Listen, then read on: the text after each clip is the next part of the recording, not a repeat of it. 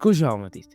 आज हम बात करेंगे एक ऐसी कहानी के ऊपर जो कि बहुत ही इम्पोर्टेंट है। एक एक्सट्रोवर्ट के लिए तो ये बहुत ही कमाल है, लेकिन एक इंट्रोवर्ट के लिए ये बिल्कुल अच्छी नहीं है।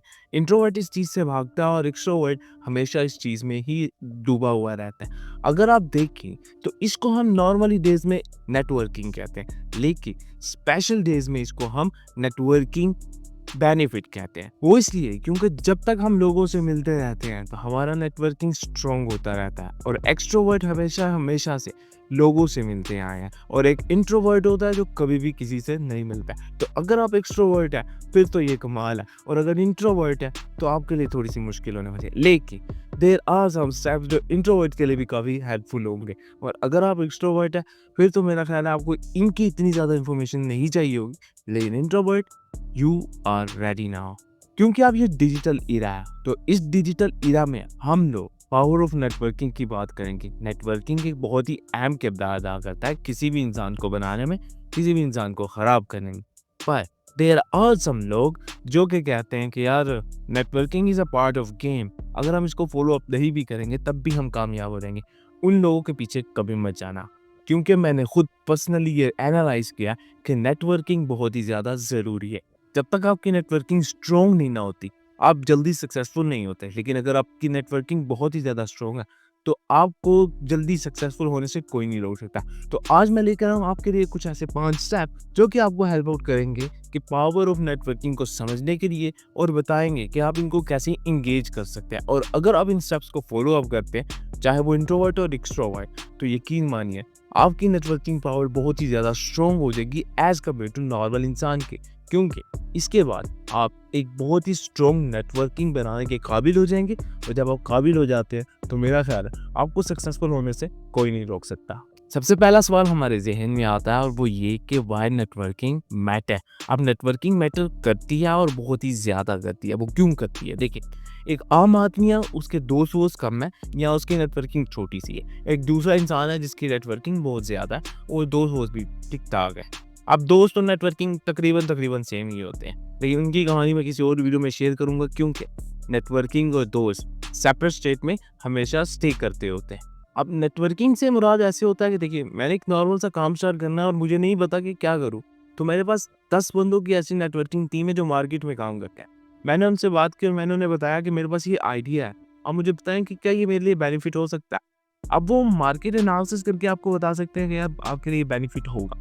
अब एक दूसरी तरफ वो इंसान है जिसको काम स्टार्ट करना है, लेकिन उसके पास मार्केटिंग वाले लोग नहीं, या नेटवर्किंग इतनी अच्छी नहीं है, तो वो क्या करेगा? वो सिर्फ और सिर्फ अपना दिमाग लगाएगा, और दिमाग लड़ाने के बाद मार्केट में चला जाएगा। अब आप मुझे बताएं कि सक्सेसफुल होने की चांसेस किसके ज़्यादा है? मैं आपको इसका जवाब एंड पे बताऊंगा, लेकिन अगर आपको पता है तो आप मुझे कमेंट बॉक्स में लाजमी बताइएगा। इसीलिए नेटवर्किंग बहुत ही ज़्यादा मैटर करती है, चाहे वो कोई भी फील्ड हो, चाहे वो आपकी बिजनेस की फील्ड हो, चाहे वो लाइफ की फील्ड हो, चाहे वो कोई और फील्ड हो। आपकी नॉर्मल लाइफ में भी आपको नेटवर्किंग के थ्रू ही आपका काम किया जा सकता है। मान लें कि एक ऐसी जगह है जहाँ पे सिफारिश के बगैर काम नहीं हो सकता, क्योंकि अब तो मोस्टली काम सिफारिश के बगैर नहीं हो सकते हैं। और अब आहिस्ता-आहिस्ता करके प्रोग्रेस आ रही है और आप बगैर सिफारिश के भी काम कर सकते हैं। तो आपको वहाँ पे कौन हेल्प आउट करेगा? ज़ाहिर-सी बात है, जो आपकी करंट नेटवर्किंग में होगा, वो आपकी हेल्प आउट करेगा। वो आपको बताएगा यार यहाँ चले जाओ, यहाँ चले जाओ। अब आपको टेंशन नहीं होगी। जब आपको टेंशन होती है फिर आपसे काम नहीं होता, लेकिन अब जब टेंशन ही नहीं होगी तो काम आपकी और भी ज़्यादा बेहतर हो जाएगी। देखा नेटवर्किंग का फ़ायदा। अब ये नेटवर्किंग हर जगह पे काम आती है, चाहे वो एक नॉर्मल फील्ड हो, चाहे एक प्रोफेशनल फील्ड हो। बहुत सारे प्रोफेशनल लोग इस चीज़ को प्रेफ़र करते हैं कि यार जब तक आप नेटवर्किंग नहीं बनाएँगे ना, तो मेरा नहीं ख्याल कि आप इतनी जल्दी अपने आप को ग्रो अप कर पाएँगे। अब नेटवर्किंग के थ्रू जब आपका ग्रुप बनता है, तो वो ग्रुप भी आपको बहुत कुछ सिखाता है। जैसे-जैसे आप सीखते जाते हैं, वैसे-वैसे लाइफ़ और भी ज़्यादा बेटर होती जाती है।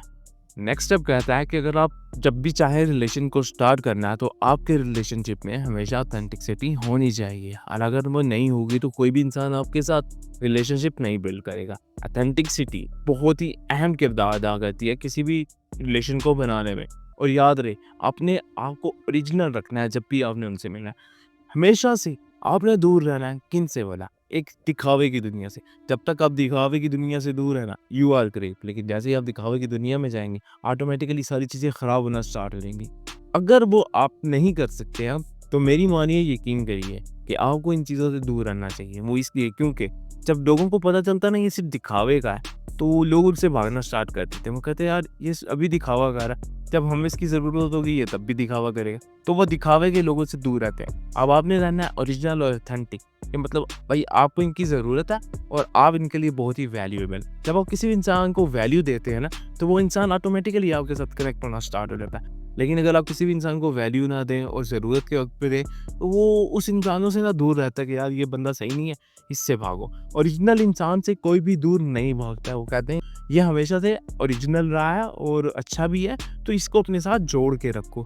इसीलिए मोस्ट ऑफ द रिलेशन जो ऑथेंटिसिटी पे बेस करते हैं, वो लंबे चलते हैं। बट जो हमेशा से दिखावे की दुनिया में रहे हैं, वो थोड़े से चलते हैं और उसके बाद ख़त्म हो जाते हैं। वो इसीलिए ख़त्म हो जाते हैं क्योंकि लोगों को उनको मैनेज नहीं करना आ रहा होता। उन्हें समझ नहीं आ रही होती किस वक़्त पे क्या करना है और किस वक़्त पे क्या करना है। लेकिन जो प्रोफ़ेशनल होते हैं, वो इस चीज़ को अच्छे से मैनेज कर पाते हैं। अगर आप में से भी कोई प्रोफ़ेशनल है इस फ़ील्ड में, तो उसने मुझे कमेंट बॉक्स में लाज़मी बताना है क्योंकि मुझे आप लोगों से बहुत कुछ सीखना है।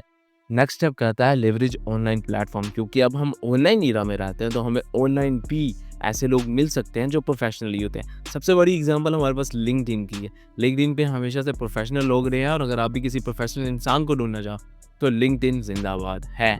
और आपको पता होगा कि लिंक्डइन हमेशा से बहुत ही टॉप रही है और प्रोफ़ेशनल लोगों की पहली चॉइस रही है। वो इसलिए क्योंकि वहाँ पे प्रोफ़ेशनल लोग होते हैं, प्रोफ़ेशनल करियर बनाने वाले लोग होते हैं, प्रोफ़ेशनल कंपनीज़ वगैरह होती हैं जो आपको जॉब्स वगैरह प्रोवाइड करती है। वो कहते हैं आप कुछ अपडेट करें ना करें, लेकिन अपनी लिंक्डइन की प्रोफ़ाइल हमेशा अपडेट करते रहें क्योंकि कोई पता नहीं कब आपकी जॉब आपके पीछे-पीछे आ जाए। और जैसे ही वो आपके पीछे-पीछे आएगी, you become good and great personality. अब देखिए यहाँ पे भी एक किस्म का नेटवर्किंग ही काम आता होता है क्योंकि बहुत सारे लोग आपसे नेटवर्किंग के थ्रू लिंक्डइन पे कनेक्टेड होते हैं और जब वो देखते हैं कि यार ये फ़लाँ बंदे को काम की ज़रूरत, तो वो ऑटोमेटिकली आपकी हेल्प आउट भी करते हैं। अब लिंक्डइन की कहानी बहुत ही ज़्यादा सिंपल है। अब प्रोफ़ेशनल प्लेटफ़ॉर्म है वो और जो भी इंसान वहाँ जाता है, I hope so they know how to make a career on it. लेकिन मुझे नहीं पता क्योंकि मैं लिंक्डइन से थोड़ा-सा दूर हूँ। मुझे बहुत सारे लोग कहते हैं लिंक्डइन की प्रोफ़ाइल बना लो, बेनिफिट होगा, लेकिन मैं आज तक नहीं बनाई।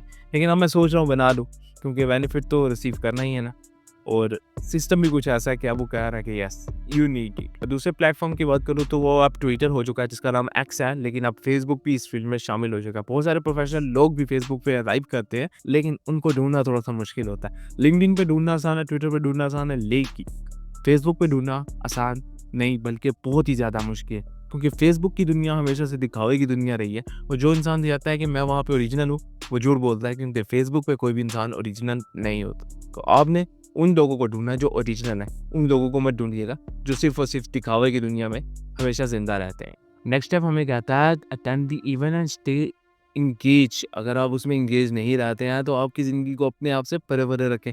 अब पाकिस्तान में भी काफ़ी सारे इवेंट्स हो रहे हैं, आप आकर बहुत सारी दुनिया में बहुत सारे इवेंट्स होते हैं और अगर आप किसी भी दुनिया में इवेंट्स की एंगेजमेंट देखेंगे तो वो बहुत ज़्यादा। अब यहाँ पे इवेंट का मतलब क्यों ये मतलब एडजस्ट किया जा रहा है, वो इसलिए देखें इवेंट पे भी मार्केटिंग बनती है। बहुत सारे लोग जो है ना इवेंट को अटेंड करते हैं तो वहाँ पे नए-नए प्रोफेशनल लोग आते हैं। जब वो वहाँ पर आते हैं तो उनकी एक-दूसरे से इंटरेक्शन होती है और इंटरेक्शन के बाद नेटवर्किंग स्टार्ट होती है। और अगर आपने देखा हो most of the professional people हमेशा से इसी तरह एक-दूसरे से मिलते आए हैं। वो इवेंट्स पे आते हैं और इवेंट्स पे आके एक-दूसरे से कॉम्बिनेशन करते हैं और जैसे-जैसे उनकी सिस्टम एंगेजमेंट गुड होती जाती है, वो अपने आप को एक नेटवर्किंग में ले आते हैं। अब बहुत सारे लोग वो जब वहाँ जाते हैं तो उन्हें ऐसे लोगों से मिलने का मौका मिलता है जिनकी उनको ख्वाहिश होती है। ख्वाहिश और एंगेज दोनों जब एक जगह पर आ जाती है तो इंसान की नेटवर्किंग स्ट्रॉन्ग हो जाती है। अब यहाँ पर इवेंट वगैरह ऑनलाइन अटेंड कर सकते हैं क्योंकि वहाँ पे भी लोग आते हैं, लेकिन रेयरली मिलता है। लेकिन जो फिजिकल इवेंट्स होते हैं वहाँ पे आपको जाना चाहिए क्योंकि कुछ नए लोग देखने को मिलते हैं, कुछ नया सीखने को मिलता है। और जैसे-जैसे आपकी अटेंशन उन इवेंट्स की तरफ जाने लगती है, ऑटोमेटिकली सिस्टम चेंज होना स्टार्ट होता है। आप प्रोफेशनल लाइफ में जाना स्टार्ट कर देते हैं, आप अपने आप को तैयार रखते हैं, बिज़ी रखते हैं कि यार इवेंट आ रहा है, हम लोगों को वहाँ जाना है। तो जैसे ही वो सिस्टम ऑन होता है आपका कमाल का सिस्टम ऑन हो जाता है। और याद रहे अगर आप मेरी तरह मिडिल क्लास फैमिली से हैं तो फ्री के इवेंट भी होते हैं। आप फ्री की एंट्री भी लगा सकते हैं, पैसों वाली ना भी लगाएँ तो भी चलेगा क्योंकि मैं खुद पर्सनली जो है ना फ्री वाली एंट्रीज़ में जाता हूँ। उसका रीज़न मैं आपको फिर किसी दिन बताऊँगा क्योंकि हमारी लाइफ में और आपकी लाइफ में ज़मीन आसमान का फ़र्क है। लेकिन अगर आपकी सपोर्ट रही तो लाइफ तो चेंज होगी, लेकिन साथ-साथ एटीट्यूड वगैरह आप लोगों के लिए और भी ज़्यादा गुड हो देगा क्योंकि हम चाहेंगे कि आप मिलें और आपके साथ प्रोफेशनल लाइफ स्टार्ट करें। लास्ट स्टेप हमें कहता है build a long term network. अब मैंने आपको बताया था कि लॉन्ग टर्म नेटवर्क कैसे अरेंज किया जाता है, वो सिर्फ़ इसी तरह अरेंज किया जाता है जब आप ऑथेंटिक होते हैं, ओरिजिनल होते हैं। अब बहुत सारे लोगों को लगता है कि यार वो ओरिजिनल नहीं होंगे तो शायद कि उनका निज़ाम चल जाएगा, लेकिन ऐसा नहीं है, निज़ाम नहीं चलेगा। जब तक आप लॉन्ग टर्म नेटवर्क नहीं रखेंगे तो आपको बेनिफिट नहीं मिलेगा। लॉन्ग टर्म नेटवर्किंग हमेशा से इंसान को बनाती आई है। देखो, एक आदमी है जिसका 2 साल का एक्सपीरियंस है, एक आदमी है जिसका 5 साल का एक्सपीरियंस है, लेकिन उसी की जगह पर एक बंदा है जो 2 साल वाले एक्सपीरियंस वाले बंदे के साथ 7 सालों से है, और एक बंदा है जिसके 5 सालों वाले एक्सपीरियंस के साथ 2 साल का। तो वो 2 साल वाला हमेशा से 5 साल वाले एक्सपीरियंस से ज़्यादा सवाल करेगा और ज़्यादा इन्फॉर्मेशन लेने के बाद अपना काम बेहतर बना पाएगा एज़ कम्पेयर टू 2 साल वाले। हो सकता है कि 2 साल वाले का एक्सपीरियंस कहीं गुना ज़्यादा हो, क्योंकि वो मार्केट में ज़्यादा रहा हो, लेटेस्ट ट्रेंड को मानता हो। तो ये चीज़ें आपके लिए काफ़ी ज़्यादा बेनिफिट हो सकती हैं। वो लॉन्ग टर्म हमेशा से इसी तरह काम आती है कि आपने कैसे अपने रिलेशन को मैनेज करना है। रिलेशन को मैनेज करना काफ़ी मुश्किल हो जाता है, लेकिन अगर आप मैनेज करना सीख जाते हैं तो याद रखिएगा आपकी नेटवर्किंग बहुत ही ज़्यादा स्ट्रॉन्ग हो गई है। ये थे वो 5 स्टेप जो कि आपको हेल्प आउट करते हैं कि कैसे आप अपनी नेटवर्किंग को बेहतर बना सकते हैं, और अगर आपकी नेटवर्किंग है तो आप उसको कैसे अरेंज कर सकते हैं। तो अब मैं आपको बता देता हूँ वो जो जवाब था कि वो क्या था। तो मेरा जवाब था, वो इंसान जिसकी नेटवर्किंग हमेशा से ज़्यादा है वो सक्सेसफुल हो जाएगा एज़ कम्पेयर टू दूसरे इंसान के। तो क्योंकि जब मैंने खुद पर्सनली इस काम को एक्सपीरियंस किया था तो मुझे समझ आ गई थी कि नेटवर्किंग हमेशा इंपॉर्टेंट होती है, और आपका एक्सपीरियंस भी ज़्यादा मैटर कर रहा होता है। और अगर आप उस चीज़ को अंडरस्टैंड कर जाते हैं तो आपका निज़ाम काफ़ी बेहतर हो जाता है, और अगर नहीं करते हैं तो निज़ाम हमेशा ख़राब होने के चांसेस बहुत ज़्यादा हो जाते हैं। तो अब आप पे डिपेंडेड है कि आप इसको कैसे रीअरेंज कर लें। तो मेरी तरफ से ये कहानी यहाँ पर इख्तिताम पज़ीर होती है, क्योंकि आज मैं सुबह-सुबह वीडियो बना रहा हूँ तो आपको हाई होप्स हो कि धुआँ भी दिख रहा होगा, तो इसको इग्नोर करिएगा। I will catch you in the next